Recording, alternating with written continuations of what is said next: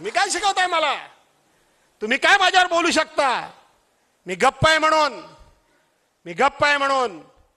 आणि म्हणून या अशा लोकांकडनं काय अपेक्षा ठेवायचा हा विचार तुम्ही करा. आता राहिला प्रश्न साक्री आगरच्या लोकांना, बंड्याशेठ नाटेकर यांना लोकांना एक उत्तर देण्याकरता मला द्यायलाच लागेल. थोडा वेळ घेऊ ना? घेऊ काय अजून थोडंसं उत्तर? नंतर मग पडवेकरांना उत्तर देणारच आहे. देऊ का नको देऊ? का कंटाळले वाय? मी हातातनं पुरावे आणलेत. लोक जर एवढे वेडे असतील तर त्यांना कोणी वेडे बनवू नये असं नाही.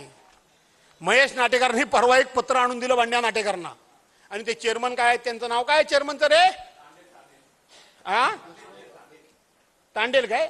त्यांना काय आणून पत्र दिलं की 35 लाख रुपये धडक योजनेअंतर्गत यातला रस्ता बनवण्याकरता पालकमंत्र्यांनी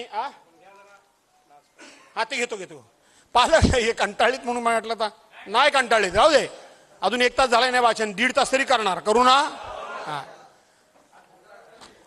आणि म्हणून यांनी सांगितलं काय की धडक योजनेअंतर्गत यांनी महेश नाटेकरांनी पत्र आणून दिलं बंड्या